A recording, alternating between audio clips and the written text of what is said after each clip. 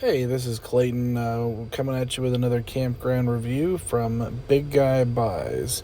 Today we're going to be reviewing Sandy Beach RV Resort, and I'm going to butcher the city that's located in, but I believe it's called Contoocook, New Hampshire. This is part of the Thousand Trails collection, but it's actually part of the Trails collection itself. This is an add on to the Thousand Trails membership. Right now, I believe it's $299 for this year of 2020. It was $199 last year, so it's gone up a little bit. As far as the campground, really nice. A lot of things to do. As the name would say, it definitely has a beach area. You'll see in the video here. I would say one of the nicest things, not that the campground wasn't nice, but I'll tell you, me and my wife and my family really just enjoyed the Vermont and New Hampshire area in general. It's just absolutely gorgeous. I'm sure the winters can be brutal, but certainly in the spring and summertime, it is well worth the visit. This is September, I believe, of 2020 when we were visiting. So the fall colors are just starting to turn, and that's another beautiful thing. Up there in New England area, it is absolutely gorgeous during the fall, so, certainly something you don't want to miss. I do want to point out one local attraction. I believe it's Beach Hill Farm, and it's just a local farm, but they have an ice cream shop attached to it, and I'm pretty sure that everything they make there is all homemade, from their cows, from their dairy. You're getting their ice cream right from the farm. I think they also sell steaks and things like that. Farm to table kind of atmosphere. Really, really interesting experience. They also have like a garden center outdoor. I think they sell a lot of plants and things like that. But really, well worth the look. If for anything, go get yourself some ice cream. I mean, it was a really interesting experience. That is something that's really beautiful about the Vermont, New Hampshire areas. There's tons of these little places.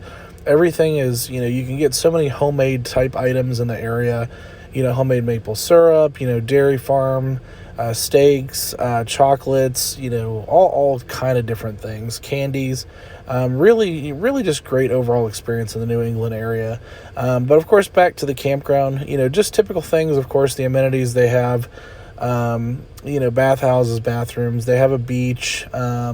As far as the cell signal for the area, I would say it's probably spotty throughout the campground. Certainly within the campground, like where we were located, AT&T was no problem with the WeBoost cell booster. Without it, it was okay too. But certainly, I do face chatting and video chatting and things like that for work, and it was more than enough to work on. I try to always let everybody know, when you watch my videos, what the cell signal is, because I know there's a lot of people out there working from home like myself. So it's very important to me when I watch review videos that somebody explains what the speeds are. And I remember doing speed tests for AT&T, and I think it was 10 megabits down, or higher. But certainly enough to do video chatting and uploading my Excel files and things like that. So more than enough to work on.